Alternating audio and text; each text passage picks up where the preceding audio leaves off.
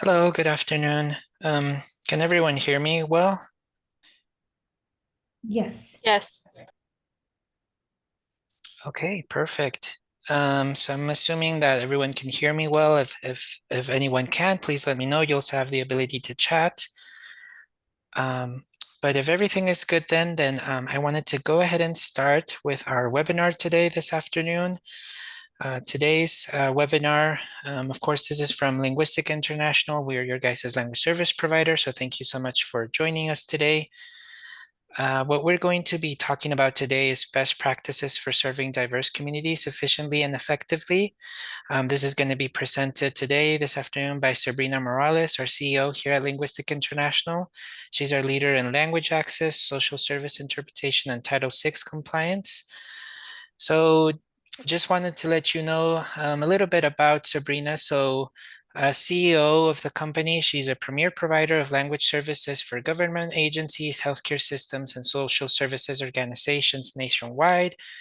With over 23 years of experience, she has helped shape equitable access initiatives for diverse communities across the US, specializing in interpreter development, Title VI compliance, and operational efficiency. As a certified interpreter and national trainer, Sabrina has educated hundreds of professionals on the critical role of language access in upholding civil rights and delivering effective services. Her leadership in regulatory compliance, service integration, and interpreter workforce development has made her a trusted advisor to agencies at the local, state, and federal levels. She holds an MPA from the University of Utah and has completed executive business programs at Stanford University and Babson College. So, again, I did fail to mention this at the beginning, but my name is Dan Tenorio. I work here in account management, work alongside here our CEO, Sabrina Morales. And allow me just 1 second. Some other people have joined in. To those that have joined in, welcome. We are just getting started, just delivering a basic introduction. And just to mention again, what this topic or what this webinar is going to be about is we're basically going to be discussing government and social service agencies and how keeping that in mind can help us, serve our communities and making sure that we know how to deal also with our diverse communities and delivering equitable services. So I'll now go ahead and share the time to our CEO, Sabrina Morales, who can take over and let us know about the presentation today. And just one last thing I wanted to mention, if anyone has any questions, concerns, topics of discussions in that email where you sent the webinar, feel free to also just reply to that email with any concern, question, or inquiry, and then we could follow up with you directly through a phone call. We'll do a pretty short meeting today just to make sure we respect all of your guys' time as well, but we definitely want to follow up with you if you want to send an email with any questions or topics of discussions based on this topic today. So Sabrina, if you want to go ahead and move forward. Thank you so much, Dan. Thank you. Good afternoon and welcome, everyone. As Dan mentioned, I have been in the interpreting field for as long as I can remember. This has been my life passion, my goal. We founded Linguistic International in 2001 and have been providing interpreting services to government agencies across the US. And in this time, we have noticed that some of you are diligently working at improving language access and have created some really exciting best practices. I think that one of the areas of concern for us always is how do we make our services more accessible to communities, whether in New York or in Miami or in Washington State, right? Everyone has different requirements for languages. Everyone has different types of organizations. We serve all government agencies primarily, although we do have some private accounts. And we've noticed some of you just improving access to communities through different best practices. Some of those best practices have been created hand in hand with Linguistica. Others, some of the clients have created themselves or use best practices based on collaborations that they have with different organizations, academic groups, nonprofits. So today I'm really excited to share some of those best practices with all of you. I do have the first few slides here focusing a little bit on the history of some of the laws that protect limited English proficient patients.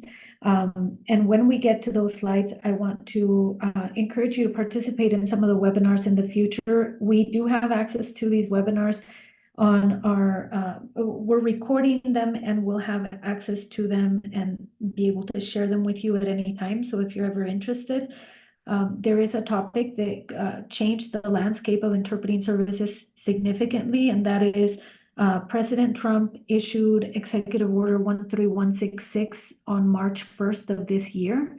And that executive order essentially made English as the official language of the US. And for those of you who are following some of President Trump's policies and this particular executive order, it did have a significant impact on interpreting services, and I would love to share with you a little bit more about that in another webinar presentation. I can certainly send information over your way as well.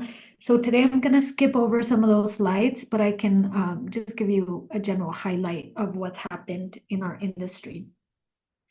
So to get started, just so you know, and to put this issue into context a little bit, over 25 million people in the US are limited English proficient, meaning they do require interpreting services when they go to a medical provider or some of the agencies, maybe social service agencies or schools, communicating with the teachers or the administration in the school for IEP meetings, etc. So about 1 in every 5 person going into a hospital currently requires some level of interpreting services.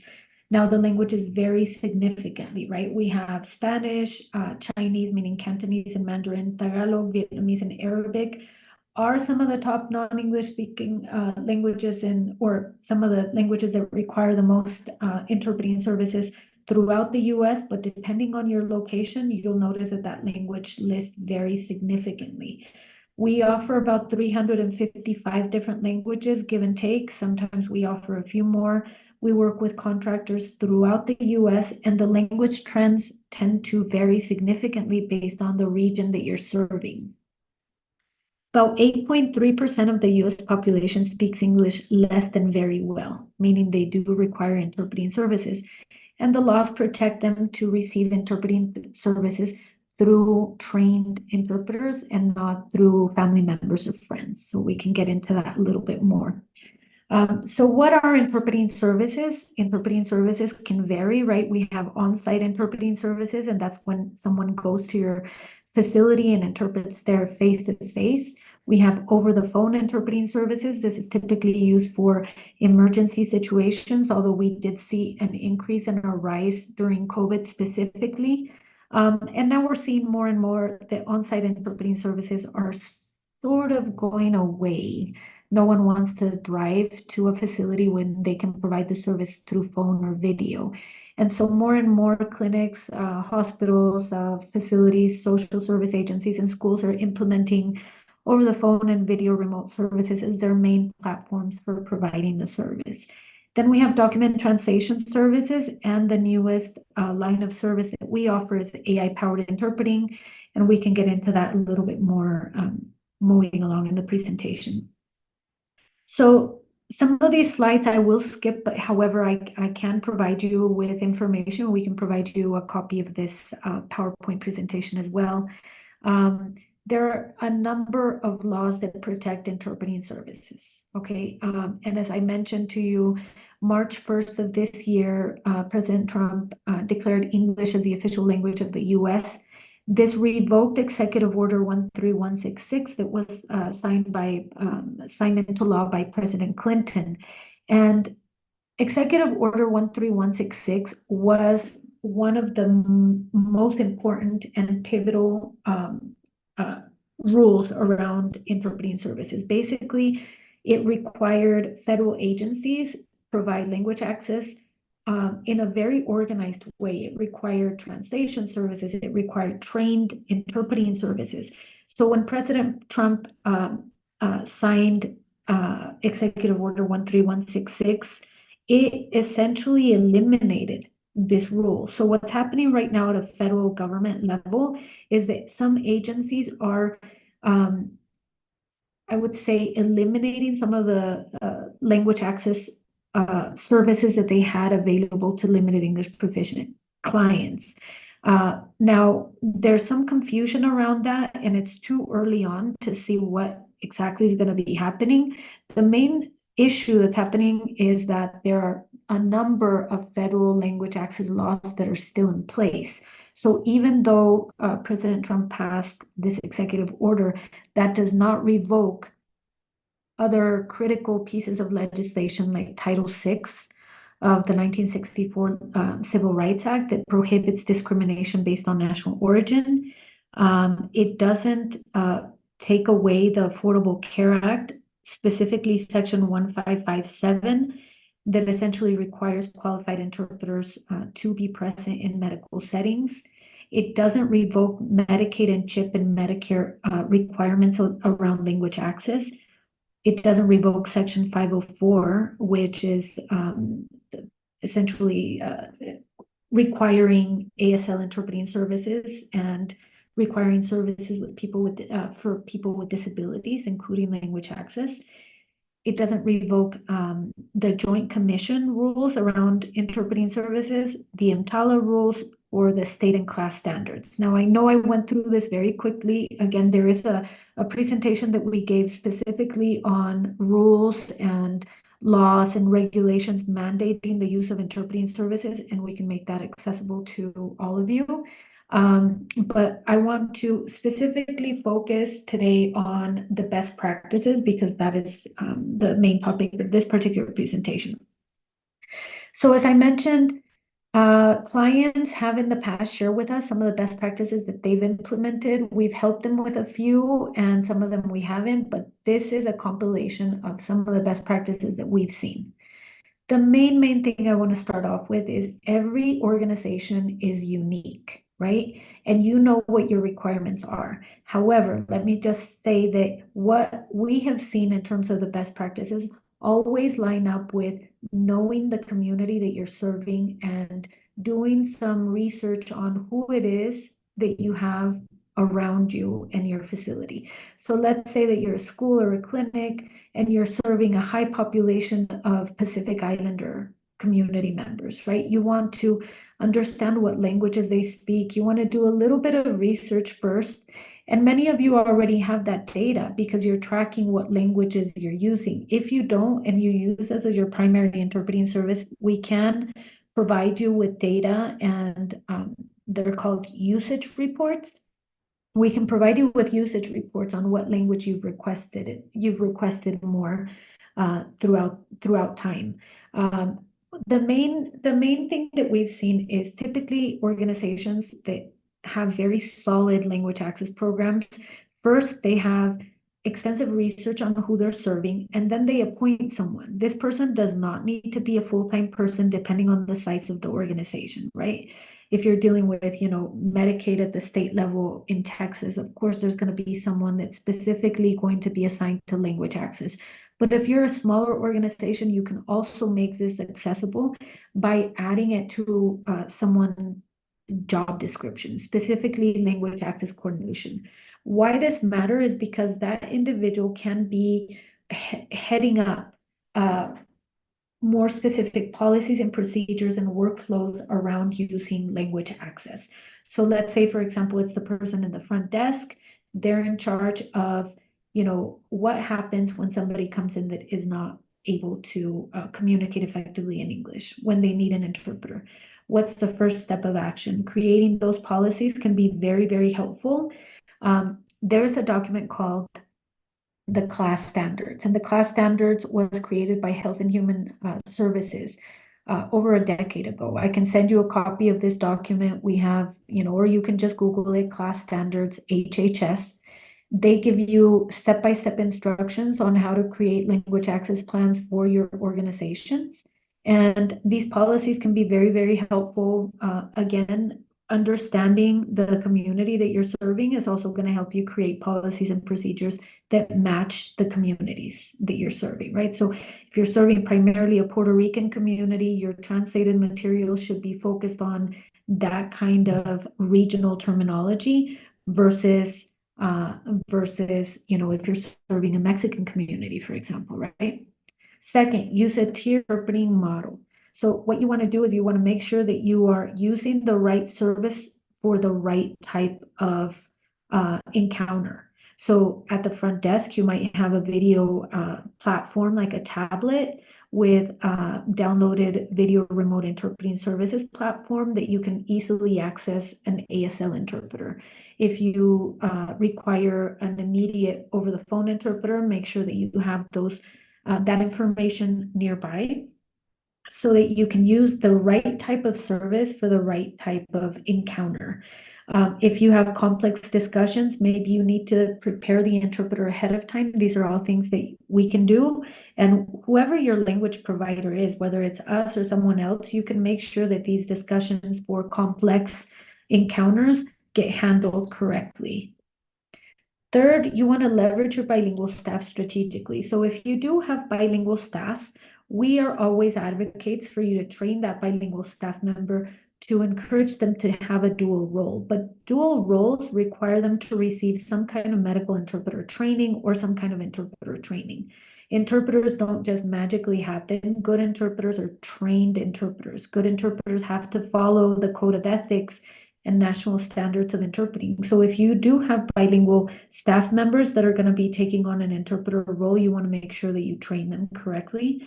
We can certainly help you with that, but there's a number of trainings online that they can take. Typical, interpreters doing healthcare interpreting require a 40-hour training in order for them to be considered, trained in the field and be able to interpret correctly. Fourth, you want to automate and integrate platforms. So depending on the client type that you are, there's a number of platforms that you can use. You can deploy on-demand interpreting access tools like tablets and call buttons. If you've ever seen a video remote interpreting tablet, there's a way to use it for audio only. There's a way to use a transcription and get a transcription of the recording. So for example, if you're a school and you're using an interpreter for an IEP meeting, the entire transcription of the encounter can happen. And if you're using the right platform. So using the correct platform is essential. Again, training frontline staff on what to do if an LEP individual comes in is critical. There's a number of posters that you can use, access postcards, having information from them for them in the front desk that easily welcomes them is critical. We have these things called language access posters. We can certainly send you some, but again, depending on the organization that you are, typically your organizations already have cards created. If not, we can certainly help you with that. Incorporating class standards is critical. Again, this document is available if you just Google it, or we can send it to you, and it will give you rules and step-by-step instructions. Training the providers that are going to be using the interpreters is critical. Sometimes we extend the encounter by not knowing how to use interpreters. The main key is when you're using an interpreter, you essentially ignore the interpreter and speak directly to the limited English proficient person. So if I'm speaking to Maria, I'm going to speak to Maria directly. I'm not going to say, interpreter, I need for you to tell Maria XYZ. Because by using the interpreter in that way, the conversation's getting extended and a lot is being lost. You want to speak directly to the limited English speaking person. You also want to monitor and evaluate and track key metrics. So this is, there's often concerns with non-English speaking patients or clients not showing up, and that's because reminders need to be done in that language. Client satisfaction for limited English speaking patients or clients should be done as much as it is done with English clients. And evaluating those outcomes is really critical. Imagine being in a place where you don't speak the language. I mean, the level of patient satisfaction typically within LEP communities tends to be very low. And part of it has to do with providers not knowing how to use the interpreters effectively. And we know that providers have very limited amount of time with that individual. And so using the interpreter correctly becomes more critical, right? Next, and there's a lot more that I could say about that, but to respect everyone's time here, we have about 5 minutes left. Engaging the community, right? Partnering with local organizations and cultural leaders, and really understanding and providing feedback loops. So one thing that we saw in New York, for example, we used to provide services to New York Health and Hospitals and New York Department of Education. They had very effective feedback loops through advisory boards and groups and town halls. So they would do town hall meetings in specific languages, and we would get feedback back to the facilities on how they could improve services. So this is something you can do with your local nonprofits as well. Staying compliant and ready, really understanding the rules and the laws around language access. Language access is not just something that's given based on customer service. Language access is required by law. And so understanding your local laws is actually quite critical, and understanding some of the benefits as well, because some states like California, New York, Texas, and Utah and Washington have reimbursement money allocated to providing interpreting services for Medicaid patients. So knowing that, for example, if you're a Utah client, we're based out of Utah, so I'm giving that particular example, but that you can offer interpreting services through Medicaid eligible organizations such as us, and we can essentially provide free interpreting services for your facility through Medicaid reimbursement dollars. This is not the case just for Utah. Again, Washington, New York, Texas, California, and a few other states have Medicaid reimbursement dollars available for facilities. And that's really essential to ensure, that you're basically maximizing the availability of funds around interpreting services. Then investing in interpreting quality, you want to make sure that you're using certified and quality interpreters only. And essentially, when you're creating any best practice model, you want to make sure that you're using best practices that will ensure adequate care for the communities that you're serving. So again, if you are serving, let's say, a high percentage of Vietnamese clients, consider hiring a Vietnamese person to be in your front desk. It's almost like if you build it, they will come. The strategies that we've seen implemented are very unique, and I think that it all boils down to how can we make our facilities more welcoming and more friendly to the communities that we're serving. Advocating for funding that supports professional interpreting within your organization is actually really helpful as well. We've seen organizations that use us as their primary vendor, and then they also use their internal staff that play dual roles. They have front desk staff members that speak the language so that the individual feels more welcome, and they've invested in tablets and phones that have our phone number already pre-programmed in the system so that they can access us quickly. This is my contact information. I would be happy to send you the class standards, usage reports if necessary. We can have individual conversations about how we can make this more accessible to all of you. Thank you so much for joining us today. I know that this was a very quick highlight of best practices, and know that we are here to help you if you need any assistance in implementing those best practices, but this is a great start. If you'd like to know more about the laws and regulations around interpreting services, we'd be happy to send you that as well. And we have webinars every third Tuesday of the month. And Dan and our team will be sending you invitations to those webinars in the future. Thank you so much for participating today. Dan, did you have any last comments? No, just a reminder if anyone would like to further on the discussion by sending an email to that email that we had sent originally from the invitation, feel free to let us know. We can discuss this further, and we can also even do a call if you'd like. So thank you so much again for joining us. Thank you so much, everyone. Have a nice afternoon. Bye.